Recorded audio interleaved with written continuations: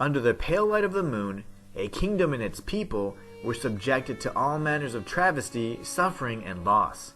In these dark times, what was a king to do? In this video, we will explore this very question and provide an in-depth analysis of the lore of Moonscars. Let us begin by describing the Sublunary world, a land that bathed in the light of the gentle Mistress, the very moon itself. The Church of the Moon taught that when humanity was created, the gentle Mistress gave the blood from her womb to serve as Ichor, a substance that granted life and free will. When great Irma's journey began, she was plunged into a kingdom in ruins without any recollection of her past, overrun by animated clay beings with a hunger for human bones. Darkness plagued the land, and pools of dried blood caked the rubble that once formed a massive castle. But the kingdom wasn't always in such a state. In fact, it was a series of unfortunate events that afflicted the kingdom that was to blame. The first of which was the Black Spring, a plague that mysteriously targeted children and robbed adults of their ability to conceive. This children's pestilence, as it came to be known, decimated the entire youthful population and prevented any future generations from coming into existence. King Drahan, seeking a suitable heir, abducted Adelinka, a beautiful woman from a foreign land. Naturally, his ruthless behavior was met with fierce retaliation. It wasn't long before the neighboring lands took notice of the kingdom's weakened state and seized the opportunity to launch a full-scale invasion. The results were devastating, and the enemy mercilessly slaughtered the few who were unfortunate enough to be alive during these trying times. Speaking of trying times, if you're enjoying the video, be sure to subscribe. It helps out the channel immensely. Desperate for a way to defend his kingdom and restore order to his land, King Drahan sought the aid of a renowned alchemist known as Zoran the Sculptor, a man whose research with molds had resulted in the creation of the Clayborne, a race of clay beings who were initially designed to overcome death. But not just any death. Sadly, even Zoran's own family was not immune to the children's pestilence, and Adelinka, his youngest daughter, succumbed. In his grief, Zoran turned to the dark arts so that he could bring back his beloved daughter. He molded the first one in his own image, which proved to be imperfect.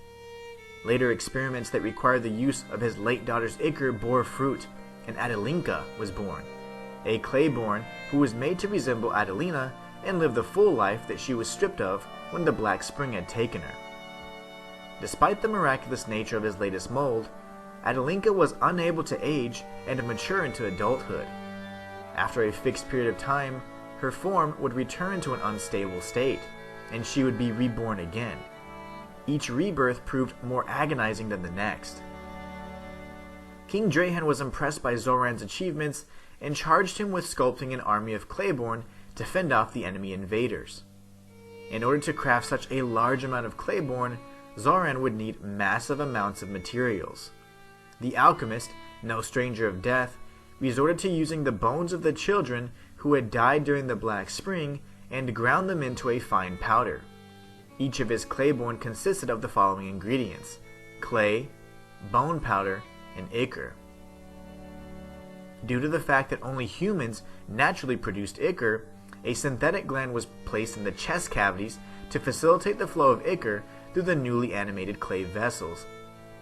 The lack of healthy humans created a shortage of available Ichor, so Adelinka offered her own Ichor to serve as the source for all future Clayborne. Zoran's work was finished, and King Drahan's army was ready for battle.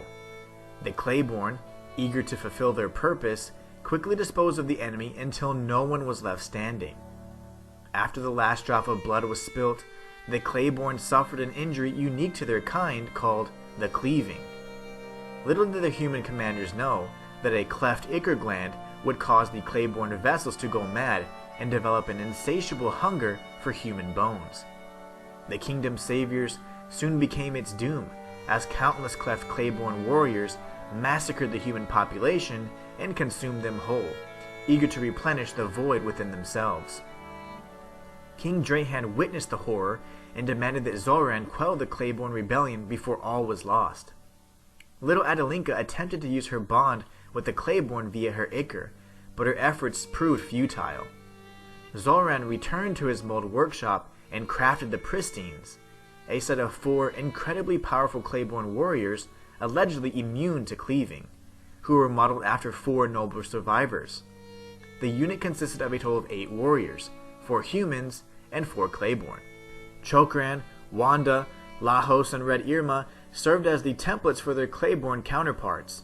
In order to pursue his own vision, Zoran devised a secret alternative method that required a perfect creation known as the Integral Vessel, a unique vessel that would unite all Clayborne under a single collective consciousness. Zoran believed that the Integral Vessel would surface as the Pristines engaged in conflict, so he deceptively shared tidbits of information about the vessel to the human Pristines and the Clayborne and kept its true purpose hidden from either side. With the seed of deception planted, Zoran's work was done. Naturally, mankind's distrust for the Clayborne took hold and infighting ensued. Red Irma, a devout follower of the Church of the Moon, sought to sabotage Zoran's master plan. As a result, each of the Clayborne Pristines were cleft, but they managed to destroy their human templates during the chaos, transforming into monstrosities in the process. In her journey to regain her memories and recall the past, Great Irma located the Moulding machine and served as the parent flesh.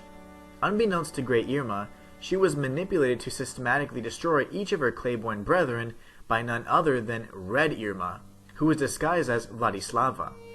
This revelation proved that Great Irma was not acting of her own free will, and more importantly, that Great Irma was not human, but rather the Clayborne pristine form of Red Irma. Although she had recently dispatched the parent flesh from the mold machine, this was not a human form, but simply the original doppelganger. The two engaged in an epic battle, and Red Irma, even with the power of the Red Moon, fell to Great Irma's blade.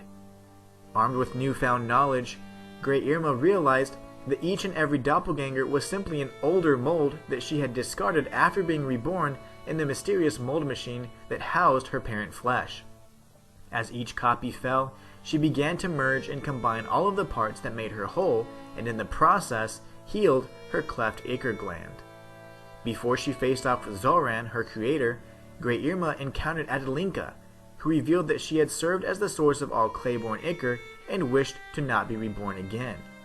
With her final words, Adelinka infused Great Irma with her own Ichor and bid her farewell. When she met with Zoran, he divulged his master plan and explained how he had used his own Ichor when he molded the Pristines. Zoran desired for Great Irma, aka the Integral Vessel, to bond all Clayborne creatures in one single communion, a collective essence that would be devoid of individuality or any sense of self. Great Irma rejected this notion, as she sought only to be free of the influences of the moon, the earth, and Zoran. She wanted to forge her own path and create an identity for herself. However, the only way to accomplish this was to destroy her creator, Zoran the Sculptor. His death was inevitable, and Great Irma emerged victorious. Wounded, she returned to the Master Kiln, where all Clayborne were annealed, and cast her Ichor gland, now complete with the Ichor of her creator and his daughter, into the abyss. As she crawled to the surface, Great Irma shed golden tears under a waning moon, symbolizing a new age had been born, and the influence of the moon had neared its end. And that's all for this video.